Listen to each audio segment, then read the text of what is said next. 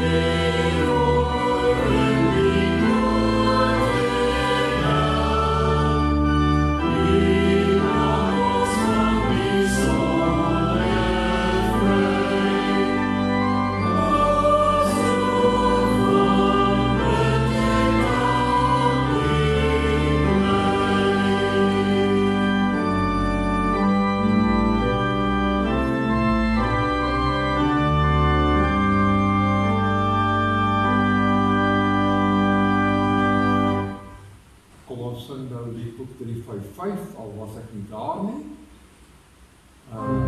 Vers 1 en 2.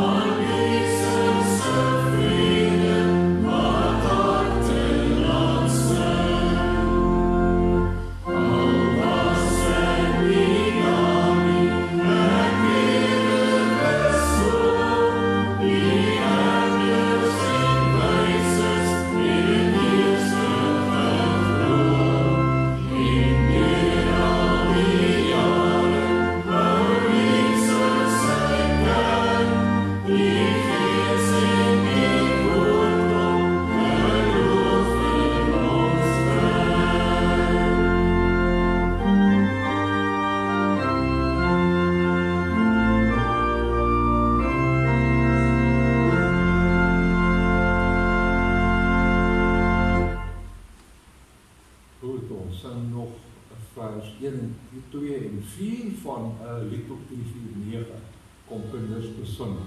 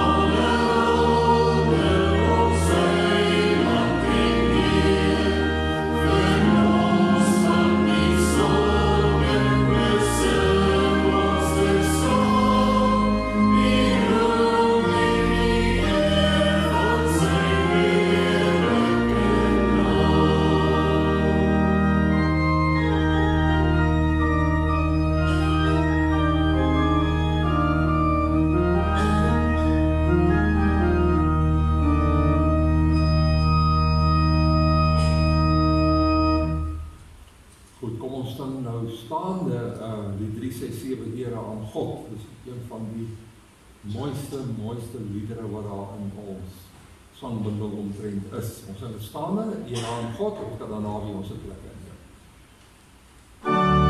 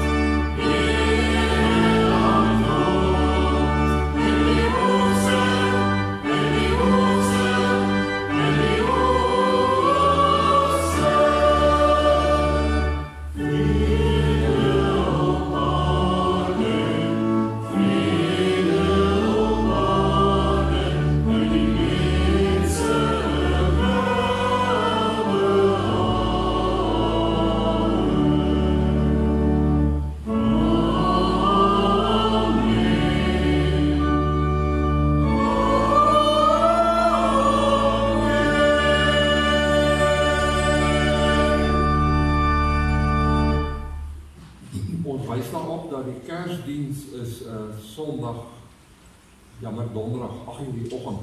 8:00 die oggend. En dan, die gewone diens is natuurlijk 10:00 in die oggend, die so sien ek. Ek self sal die Kersdiens waarneem, en dan ook volgende Sondag sal ek ook die diens waarneem. Weet jy wel onthou nie, maar so jaar gelede met Kerstyd was ek ook hier by julle gewees, om te kyk of het elke instelling word. Mag ons seker dat die kinders ook kom? Ons gaan iets spesiaals doen vir die kinders ook op Kersdag. Ons weet op Kersdag is die mense baie lief daarvoor om wel die Kersdiens by te woon. So ons sien uit na 'n goeie diens en na baie lieflike samesang. Daar is gebedsversoeke vir mense wat siek is. Errol Adlam, Senior, Pieter Alberts, Dries Cornelius, Jan du Plessis, Benny Hegter, Wim Leroux, Eunice Owen, Bastian Ras, Win Schulenburg, Boetsteleidom en Johan Visser. Ons dink aan hulle in ons gebede. En dan is die almanakke reeds beskikbaar by die deure en die diaken sal ook sorg dat dit by die mense uitkom. Ek sien julle het so rondom Kerstyd, het julle spesiale Kersdankoffer, krijg julle so 'n koevertjie, sit iets daarin, maak nie saak hoeveel dit is nie, dis om dankie te sê vir die Here se genade gedurende 2025. Lyk my vir julle het dit goed gereël. Baie rede tot dankbaarheid. Verlede Desember het dit omtrent so te sê niks gereël nie, so ons is baie dankbaar dat die Here aan ons dink. Ek gaan as 'n fotum, dit is die bedoeling van die fotum in die diens is om net behoorlik bewus te word van die Here se teenwoordigheid by ons in die erediens. Hy is by ons op 'n geestelike wyse, deur sy gees, maar dit beteken nie dat dit nie minder werklik is nie. Ons sê soms ons is in die gees by mense, nie? Deur sy gees is die Here werklik by ons. En ek gaan as 'n fotum gebruik die woorde van Lied 320 en ons gaan daarna luister, ons gaan dit inneem, want hier word vertel van Immanuel wat sy volk kom verlos het. Dit is ook die tema van ons preek. Jesus, die verlosser, is by ons. Kom ons luister met aandag na hierdie woorde. O kom, Immanuel, verlos die volk, die Israel.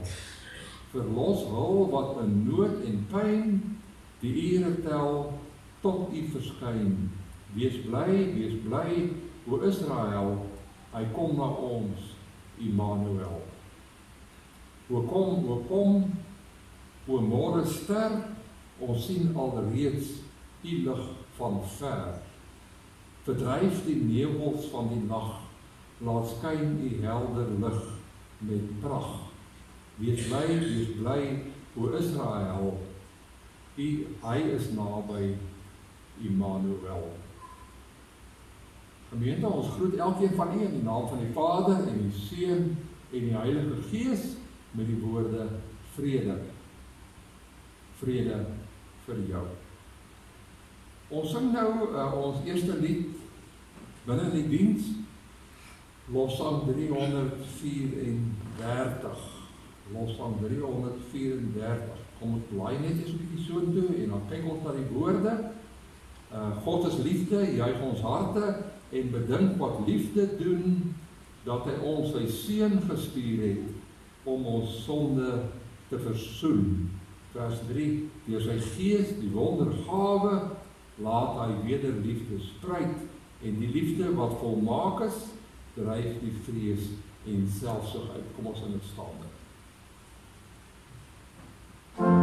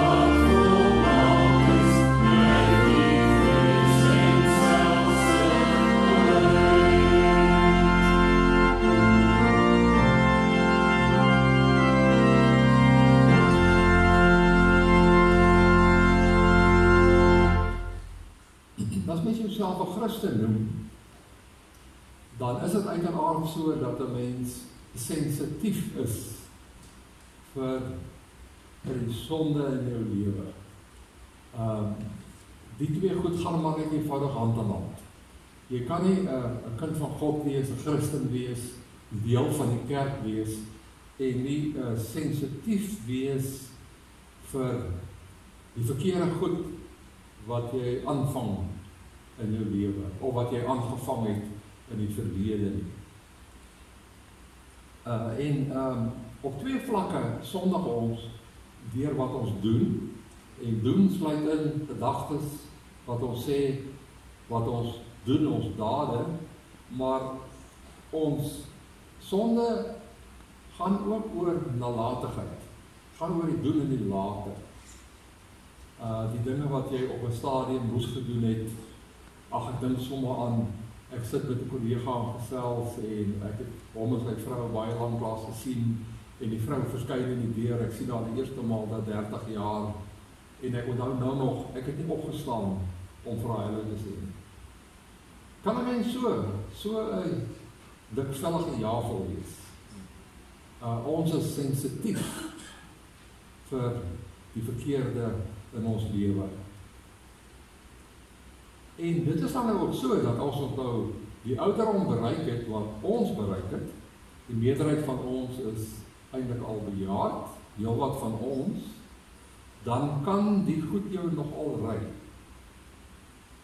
Dit kan jou nogal pla, die dinge van die verlede. Jy kan nogal daaroor vroeg. Vra vir my. En dit gaan baie keer ook oor die geleenthede wat jy nie aangegryp het met albei hande nie. Jy sien helder in jou gees, sien jy 'n bepaalde voorval, en jy het nie opgelet nie. Jy het nie indagtig gewees nie. En geleentheid wat 'n groot verskil kon gemaak het vir jou of vir iemand anders, die is vir altyd iets van die verlede. Hulle sê, aan die einde van jou lewe is jy meer spyt oor die dinge wat jy nie gedoen het nie, kanse wat jy nie aangegryp het nie, as selfs oor die dinge wat jy verkeerd gedoen het, jou doen en jou laat. Ek het al baie aan daai woorde gedink, vergeef tog Heer, gedenk nie daardie tyd.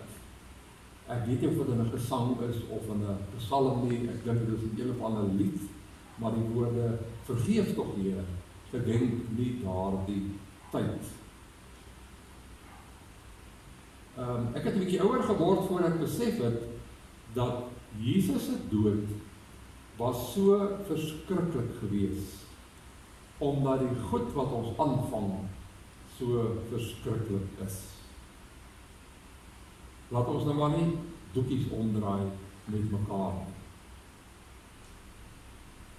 So, laat ons dan nou dat sy dood nie verniet gewees het nie.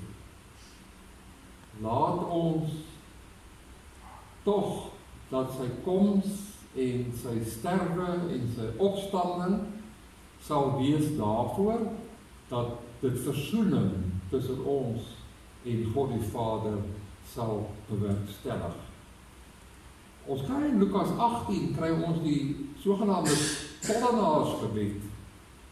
En hierso sien ons 'n man wat gebroken is. 'n man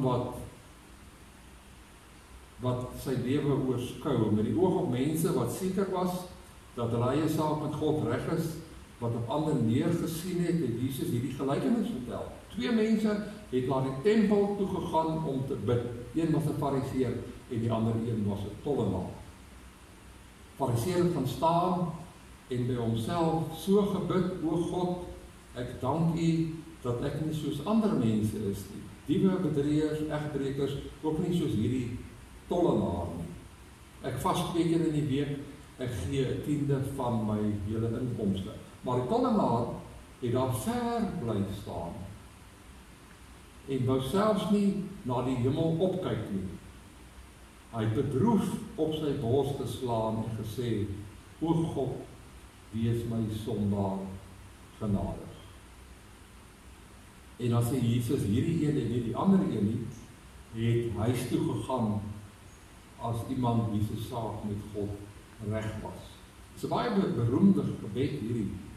Eintlik wil ek sê die geskiedenis van die wêreld, die sogenaamde tollenaarsgebed.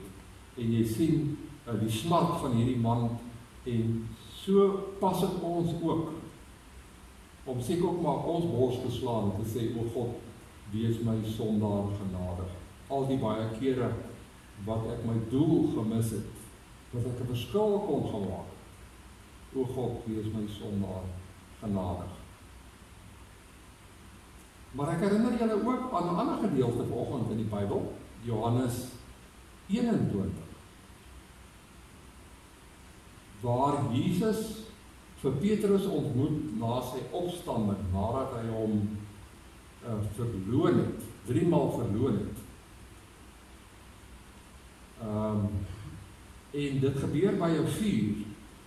Toe hulle aan die land kom, sien hulle 'n vuur brand en 'n stuk vis daarop lê. Toe hulle klaar geëet het, vra Jesus vir Simon Petrus, Simon, seun van Johannes, het jy my baie lief, meer as hulle hier? Ja, Here, antwoord hy hom, u weet dat ek u lief het. Hy sê vir hom, laat my lammers wei. Jesus vra hom die tweede keer, Simon, seun van Johannes, het jy my baie lief? Ja, Here, antwoord hy hom, u weet dat ek u lief het. Hy sê vir hom, pas my skape op. Jesus vra hom die derde keer, Simon, seun van Johannes, het jy my lief? Petrus het bedroef geword, omdat Jesus hom die derde keer gevra het jy my lief? En hy antwoord hom, Here, u weet alles, u weet dat ek u lief het. Daai vuur waarby hierdie gesprek plaasvind, het natuurlik vir Petrus teruggeneem na die vuur waarby hy homself warm gemaak het. Daai aand toe hy Jesus verloon het, en toe hy daai vuur sien, toe brand dit sy gewete. Maar wat ons dan kennis van neem, is dat Jesus hom in ere herstel. Dat Jesus hom terugneem as apostel, as 'n medewerker in sy koninkryk. Petrus word die groot apostel. Desniettegenstaande die feit dat hy Jesus verloon het, toe dat die belangrikste was dat hy hom sou erken het as Here. Ons sing nou 'n lied weer saam, Liedboek 585. Liedboek 585. O Jesus, laat ons nooit vergeet dat die wat alles van ons weet, sal oordeel oor ons hele lewe. Ons sing vers 1 en vers 3.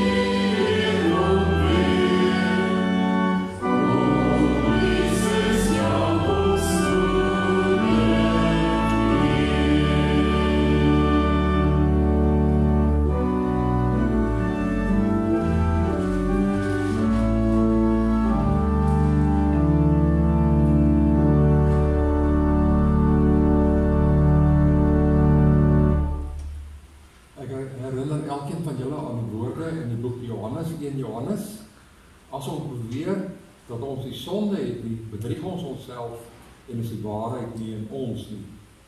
Maar as ons ons sondes bely, hy is getrou en regverdig. Hy vergewe ons sondes en reinig ons van alle ongeregtigheid. Ons verkondig aan elkeen wat met berou na die Here toe gaan, oor sy doen en sy late, in die naam van die Here, vergifnis van sondes. Ons gaan vanoggend heelwat uit die Bybel uit lees, so ons gaan blaai na Lukas, die Evangelie van Lukas, hoofstuk 1, ons gaan daar lees, en ook in Lukas hoofstuk 2, Mattheus, Markus, Lukas. Ons gaan lees oor Sagaria, ons gaan lees oor Simeon en Anna. Almal ouer mense. Kom ons begin by Lukas 1 vers 5. Die geboorte van Johannes die Doper word aangekondig. In die tyd van koning Herodes van Judea was daar 'n priester, ons luister met aandag, 'n priester met die naam Sagaria uit die diensgroep van Abia. Ook sy vrou het van Aaron afgestam en haar naam was Elisabeth. Hulle was albei getrou aan die wet van God en het onberustelik al die gebooie en die voorskrifte van die Here onderhou. Hulle het geen kind gehad nie, omdat Elisabeth onvrugbaar was. Buitendien was albei reeds op ver gevorderde leeftyd. Op 'n keer toe Sagaria in die beurt van sy diensgroep besig was om die priesterdiens voor God te verrig, is hy volgens die priesterlike gebruik deur die lot aangewys om in die tempel van die Here in te gaan en die wierook op die altaar te brand.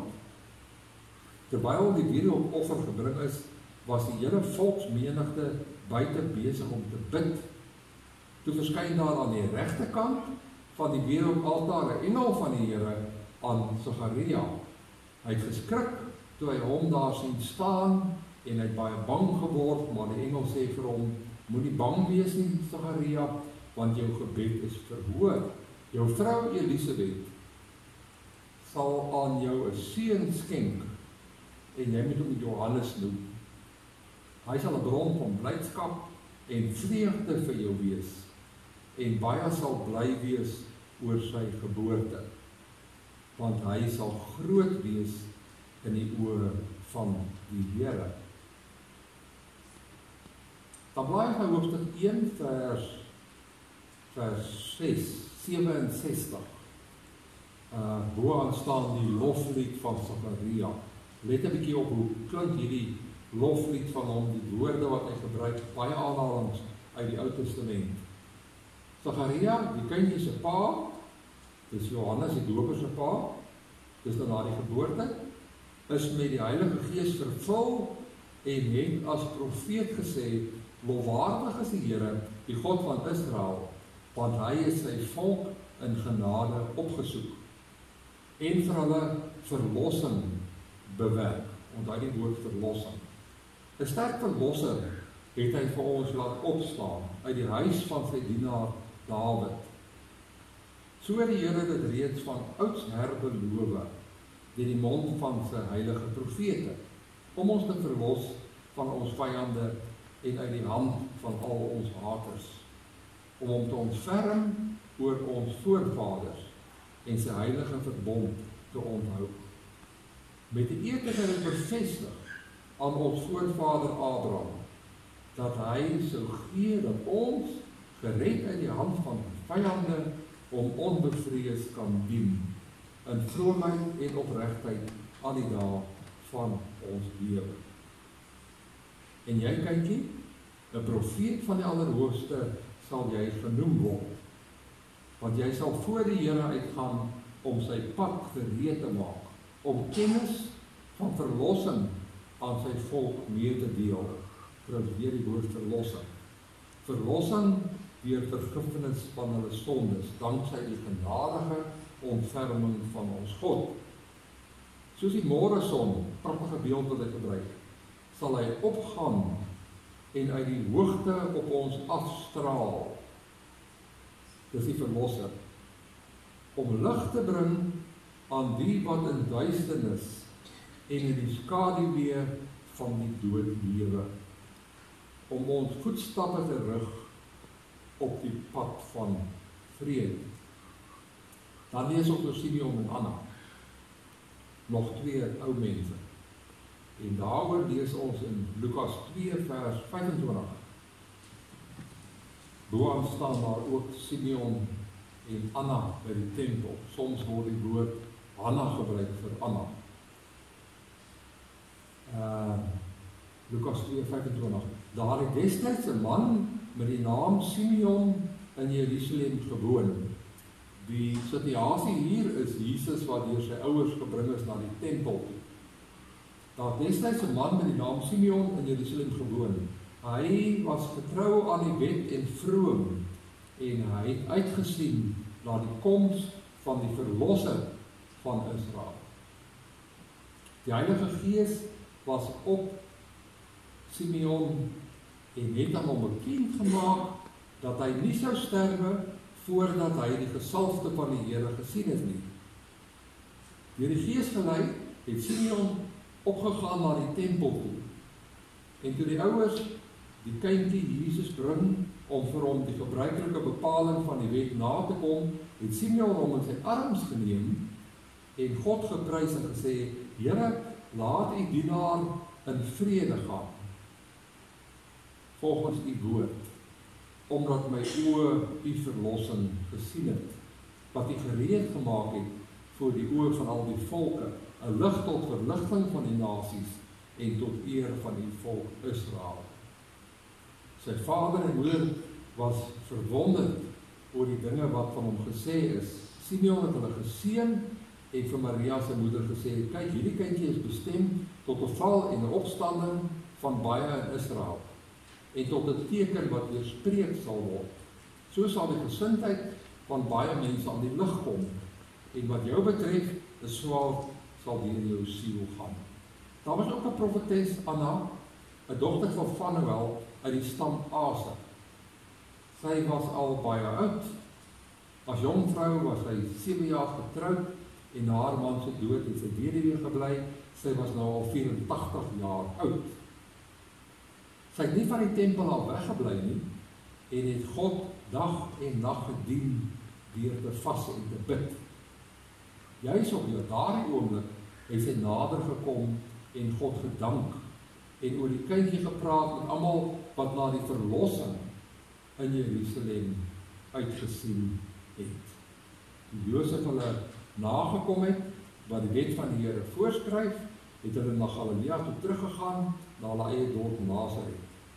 Die kindjie het gegroei en sterk geword, en hy was vol wysheid, en die genade van God was op hom. Tot sover ons skriflesing. Ons bid, Here, dat nou dat ons die woord gelees het, dat u deur middel van die prediking ook aan die woord sal kom.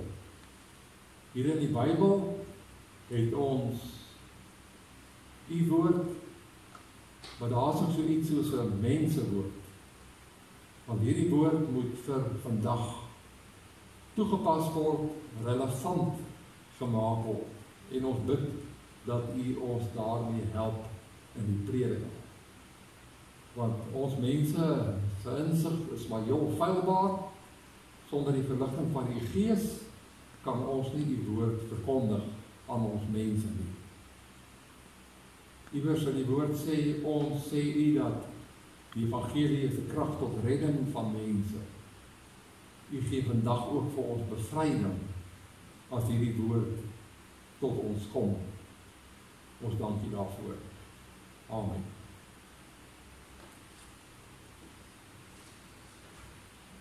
Ons het van 3 persone gelees, Sagaria, sy vrou Elisabeth word genoem, en ons lees ook van 2 ander persone in die tekste wat ons gelees het, naamlik Simeon en Anna. Ek dink ons het met hierdie verhale groot geword, en dit is net goed om nou weer die geheue te verfris, en net weer terug te gaan na hierdie verhaal wat ons het in die boek Lukas. En wat het hierdie 3 in gemeen? Wat is dieselfde wat Sagaria en Simeon en Anna aanbetref. Hulle is, soos die woord sê, mense wat op ver gevorderde leeftyd was. En wat het ons in gemeen?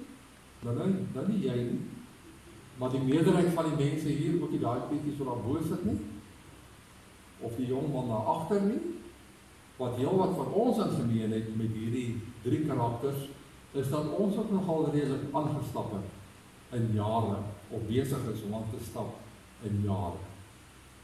Ons staan aan die einde van nog 'n jaar en ons besef dat nog 'n Kersfees is hier vir ons. Van Anna word gesê, Anna of Hanna, dat sy op hierdie stadium 84 jaar oud was. En wat Simeon betref, weet ons, hy staan aan die einde van sy lewe.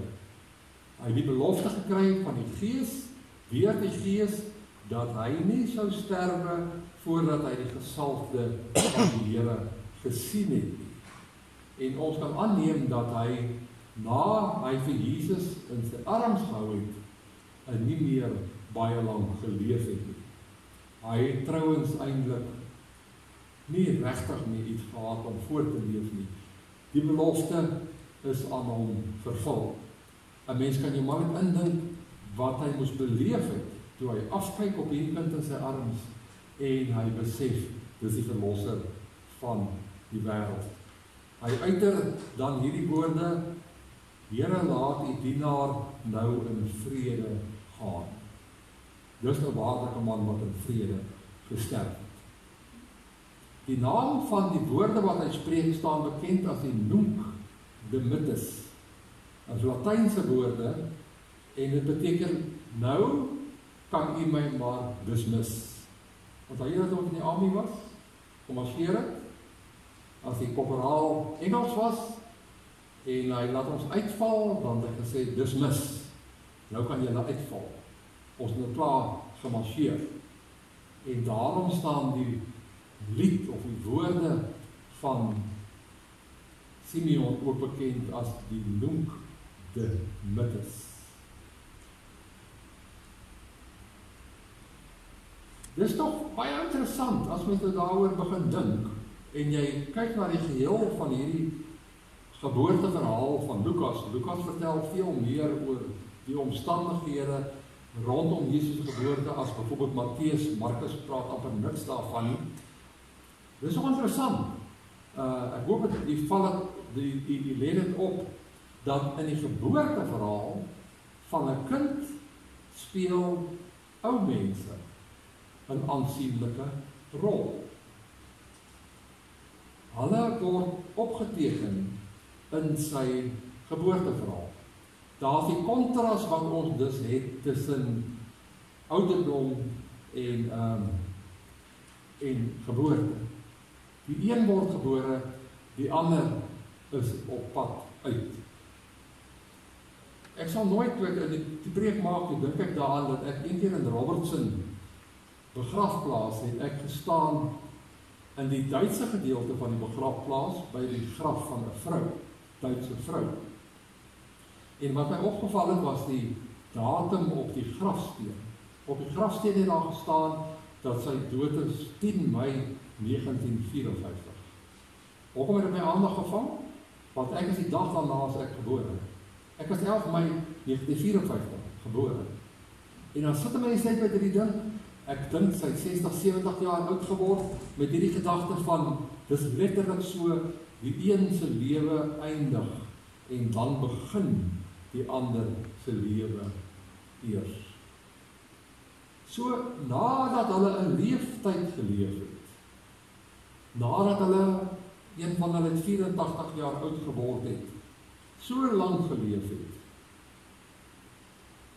word aan hulle uiteindelik die belofte vervul. Hulle leef net lank genoeg om daai eeueoue verwagting van die belofte van die Messias om dit in vervulling te sien gaan.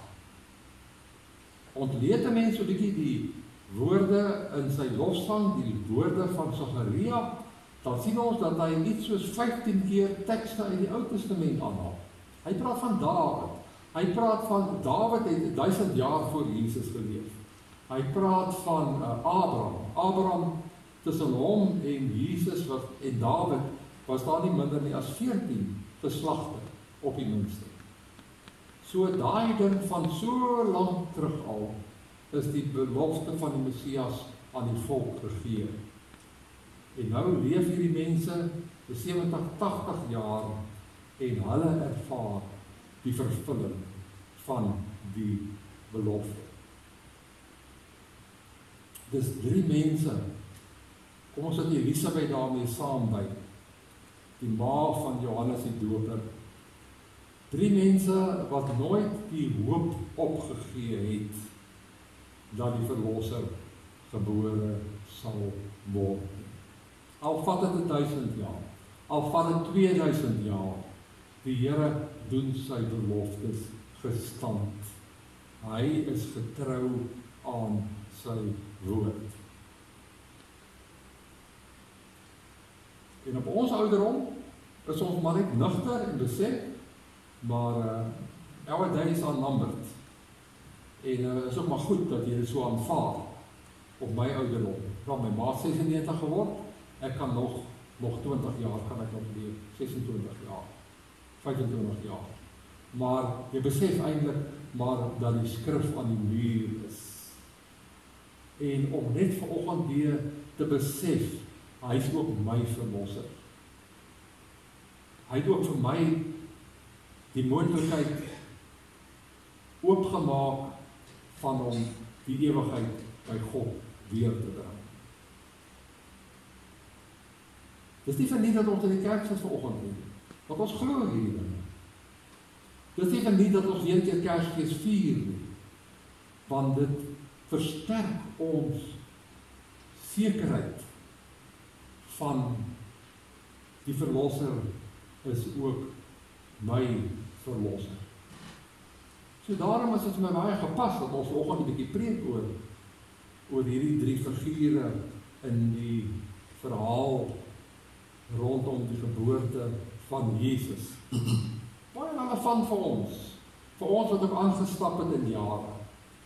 Daai vrede wat Simeon gehad het, nou kan ek maar doodgaan.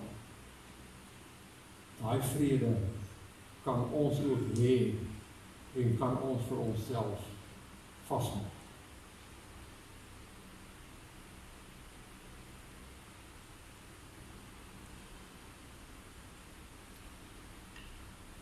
'n volgende ding wat ek graag vir julle op wil wys is die name van hierdie 3 persone, Sagaria, Simeon en Anna. Sagaria beteken die Here het onthou. Simeon beteken die Here het gehoor. En Anna beteken genade of begenadigde. Baie betekenisvol die betekenis van hierdie 3 name. Dat hulle nou juist daai name moes gehad het, nee. Simeon, die Here het gehoor. So op 'n stadium het hy daai belofte gekry deur die Heilige Gees aan hom gegee. Hy sal nie doodgaan voor hy nie die verlosser in sy arms vasgehou het nie.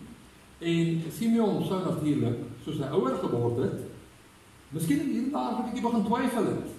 Die jare stap aan, wanneer word die verlosser gebore? En hy herinner waarskynlik die Here aan sy belofte. En dan uiteindelik sien hy, maar die Here het gehoor. Anna, die woord Anna of Hanna beteken begenadigde. Hy het nooit sy genade onttrek aan 'n vrou, sodat sy ook in haar arms die verlosser kon vashou. En so sal op ons wat die verwagting het op 'n ewigheid saam met ons verlosser, sal ook ons hoop nie beskaam word nie.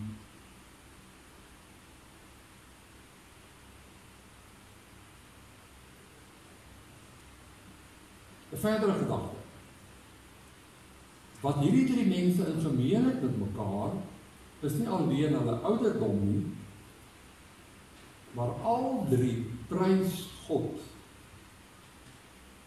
oor die koms van die verlosser. Ek het terwyl ek die tekste gelees het, so 'n bietjie dit vir julle uitgewys. Al drie lê klem op Jesus as verlosser. Dat die uitstaande kenmerk van hierdie Messias is, dat hy gekom het om te bevry, dat hy gekom het om ons te verlos. Laat ek die tekste weer vir julle lees. Kom ons gee die woord kans om met ons te praat. Ek voel amper die Bybel het meer gesag as die woorde van 'n mens. Sagaria wat sê, lofwaardig is die Here, die God van Israel, want hy het omgesien na sy volk en hulle bevryding bewerkstellig.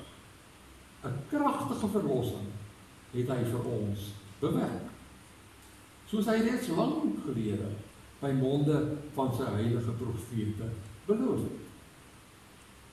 Die woorde van Simeon: Here, laat nou toe dat die diensknegt in vrede sterf, soos u gesê het. My oë het inderdaad u verlossing gesien, wat u ten aanskoue van al die volke bewerk het. En Hanna wat sê, sy het op daardie oomblik nader gekom in die tempel en sy het met almal wat daar die bevryding van Jerusalem uitgesien het, oor die kindjie gepraat. Sy weer getuig oor die verlossing. En kyk net 'n bietjie hoe beskryf Sagaria die verlossing. Goed, verlossing, wat beteken dit? Hy sê God se innige ontferming, waardeur die môre son uit die hoogte uit oor ons sal opkom om te skyn oor diegene wat hulle in die duisternis en in die skaduwee van die dood bevind, en om ons voete op die pad van vrede te plaas. Ja, die Bybelse taal is daarom mooi, né? Net daai poëtiese taal. Hoe spreek dit tot 'n mens? En hoe knap het die ouens dit die Bybel vertaal? God se innige ontferming, waardeur die môre son uit die hoogte oor ons sal opkom om te skyn, oor diegene wat hulle in die duisternis en in die skaduwee van die dood bevind, en om ons voete op die pad van vrede te plaas. Want mens kan in hierdie lewe mos 'n pad van konflik ook stap, nie waar nie. Ek weet terwyl ek besig was met die voorbereiding van die preek, ek sien al daar mos 'n bietjie tyd oor, was ek met 'n aanvanklike gevoel van die verlosser het verniet gesterf. As jy kyk na wat rondom jou aangaan. Ek bedoel in dieselfde week daai gruwelike verhaal in Amerika van die man wat so betrokke was in die filmbedryf en sy seun wat hom en sy vrou sy kele afgesny het, so wat jy met 'n skaap sal doen. Interessant dat in dieselfde week en daardie jong man van wat nou 26 jaar oud moet wees, was daar sprake van parool vir hom, die een van Griekstad, wat sy sussie, sy pa en sy ma doodgemaak het. En dan lees jy nou maar weer die goed, en jy voel, het lyk of die verlosser verniet gesterf het. En jy dink ook aan die kerk, en jy vraag vir jouself die vraag af, maar bemiddel die kerk regtig verlossing vir mense? Kry die kerk regtig dit reg dat mense kom tot bevryding, dat mense beweeg vanuit die duisternis na die lig? Beantwoord die kerk met ander woorde aan sy doel. En as die kerk stadig maar sê te kwyn en uitsterf, dan dink jy aan die dag wat ook miskien hierdie preekstoel leeg gaan staan. Daar is so min mense wat in elk geval besig gaan vir teologiese studies. Word mense nog verlos van negatiewe denkpatrone? Ons weet mos hoe dit is as jou gedagtes negatief is, hoe jou hele lewe daardeur donker gemaak word. En natuurlik, as die prediker sy preek voorberei, dan kyk hy na homself, want hy is die eerste ou wat die boodskap kry, en hy vra homself af, maar is jy vry? Beleef jy bevryding? En dan sit 'n mens in die preek vir mense in die kerk, en dan wil jy vir hulle reguit in die oë kyk en sê, maar doen die kerk en jou godsdiens en jou geloof dit vir jou, dat jy steeds vry word. Want op elke hoek en draai is dit so dat die bose ons verstringel, of wil verstringel. Dis 'n daaglikse taak, dis 'n daaglikse opdrag, om opnuut vry te word. En dan dink 'n mens verder en mens vra, maar kom daar lig in gemeenskappe? Was Ramaphosa hierdie jaar hier by julle gewees nie? Was die president hierdie jaar so? Ja. Omdat Lichtenburg so 'n geskiedenis het van die agteruitgang in dienslewering. 'n Geskiedenis het van wette wat uitgevaardig is. Landroste en goeders wat gesê het dat dit kan nie langer so aangaan. Soveel so dat selfs die president hier gekom het. En dan ry mense hier so in en jy sien al die potholes, al die slaggate, is seker 'n beter Afrikaanse woord, en dan kom die vraag op by jou op, maar breek daar lig deur in ons gemeenskap? Jy verstaan dus, né? Die prediker wil graag, hy wil graag hê dat die woord bevryding sal bring. Dis sy taak, dis hoekom hy preek, dat daar lig sal opgaan vir mense. Doen al die moeite om uit te ry, hierheen, Sondag, donderdag wat kom, 6 uur op te staan. Nee, 6 uur begin ry. Ek moet 6 uur begin ry, donderdag. Dis gelukkig somer, dit is lekker om te ry en so aan. Daai vraag van is dit die moeite werd? Al die moeite. Al die onkoste. Jy betaal R1,700 om my te kry om dit te staan vanoggend. Weet julle dit? Amper R5,000 om my 3 keer hier te kry. Hy geld kan anders dalk gespandeer word. Miskien kos op iemand se tafel te sit. So dis die tipe vrae waarmee ek myself besig hou teen die agtergrond van kerke wat agter uitgaan.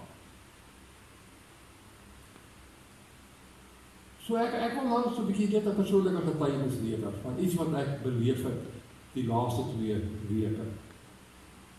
Ag, eenvoudige vrae. Hulle vra baie keer vir 'n dominee, sê vir hom, jy must practice what you preach.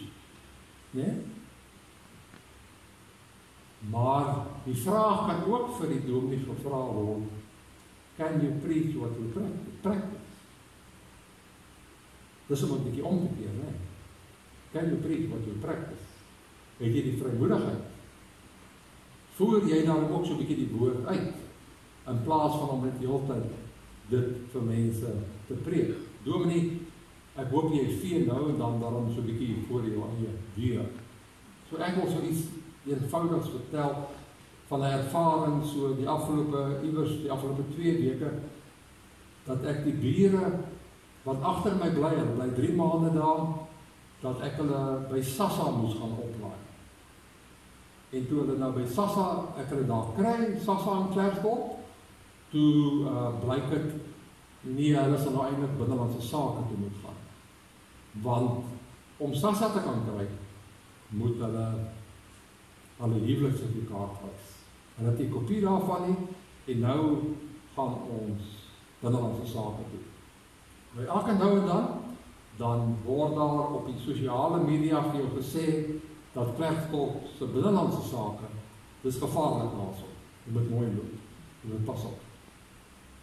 Wel, ons stop hulle daar, en ons kry parkeerplek reg voor die ingang. Die vrou het gordelroos op hierdie stadium, die man het kanker, blaaskanker, prostaatkanker, ons noem dit nou maar, hy bly in die kar so. Ek sluit hom toe in die kar, en ek en die vrou is daarin. Nou sit daar 20 mense by die toonbank, waar ons my help moet doen. En ons het allemaal al ervarings van hoe dit gaan by plek so binnelandse sake. Maar vir een of ander rede, het daar 'n rustigheid en 'n kalmte oor my gekom. Veral 'n bewustheid van die teenwoordigheid van God in hierdie plek. Onverklaarbaar, maar ek kon dit regkry om in die oomblik te wees. Dis nie maar genade, want die meeste van die tyd is ek nou nie regtig so te besig met jou eie gedagtes. Want as jy by so 'n plek instap, dan sien jy die 20 mense daar sit, hier sit die een amptenaar, so ons is nommer 21. Ek het die toneel so beskou, en so gekyk oor die mense, en hierdie amptenaar, wat by sy rekenaar sit, en toe so bewus geraak van die teenwoordigheid van die Here. En na die man toe gestap, en om verduidelik van hierdie vrou wat gordelroos het, sy sê, dit is soos 'n vulkaan wat binne in haar bol. Ek het nog nie gordelroos gehad nie. Maar sy sê, dit is hoe sy dit doen. Dan loop sy so met 'n kruk. Man bly agter in die kar. Ek stap toe na die man toe, agter die toonbank. Ek verduidelik vir hom die situasie. Hy sê, wag so 3 minute. Hy gee my 'n boek wat ek in triplikaat vorm moet invul vir die aansoek van huweliksertifikaat. Gee hy vir my. Ek vul dit in, ek gee dit vir hom, ek het nie eens al die inligting gehad nie. Sy het nog daai ou huweliksertifikaat wat so in jou ou ID-boek ingeplak was, het sy gehad. Ek gee dit hom terug, binne 15 minute stap ons na dit. Binne 15 minute. Is dit nie verlossing as jy vroeër in so 'n situasie met ongeduld en wrevel gevul was, en nou kan jy rustig dit beleef. En ek dink 'n mens agterna, het ek miskien iets uitgestraal na hierdie man toe? Het hy dalk die gees van die Here aangevoel binne in hierdie man? Dit alles maar dinge wat ek oor dink en oor wonder. Het dit 'n invloed gehad dan op hoe hy my hanteer? 'n Wit man, hy is swart man. Ek dink, verseker, moes dit 'n rol gespeel het. So die bottom line van wat ek vir julle wil sê, is ons verlosser leef. Ons moet ons instel op hom, wat in ons situasies homself bevind. Amen.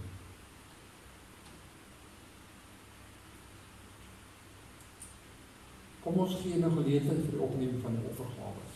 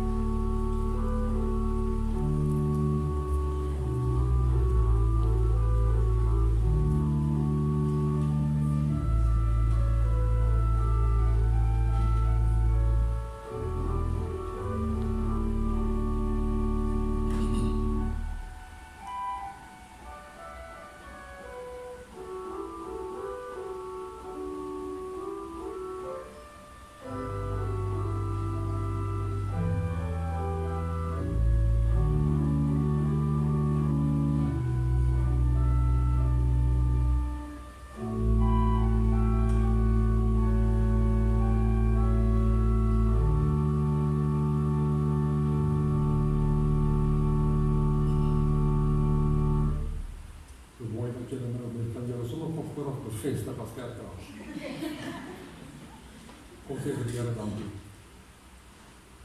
Here, ons harte is vol van dankbaarheid vir U wat ons voed met U woord en U wat omsien na al ons behoeftes, of dit materieel is en of dit geestelik is.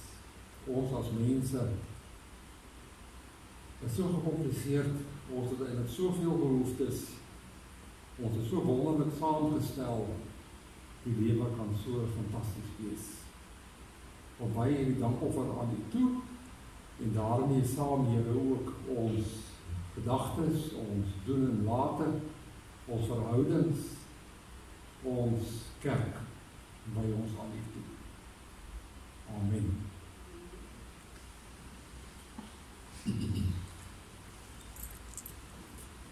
Ons gaan afsluit met lied 358, welkom o stille nag van vrede, maar ons gaan dit so sing, ons gaan al die verse sing, en die koor gaan ons nou help, val met die tweede vers van ons sonder die orgel.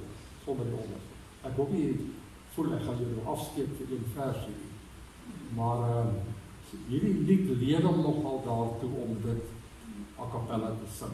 Ons wacht net nie dat die mense, hulle moet maar op hulle eie tyd beweeg. Die 358 ons sing dit en slotte.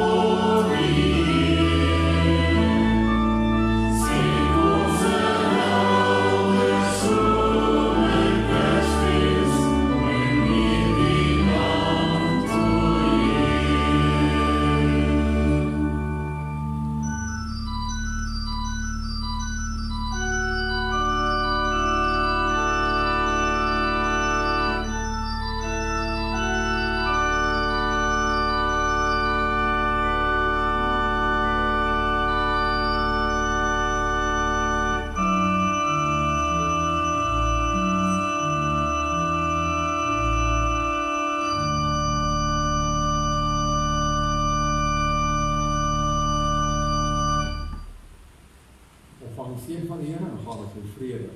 Mag nou die genade van ons Here Jesus Christus en die liefde van God en die gemeenskap van die Heilige Gees met elkeen van ons bly en wees. Amen.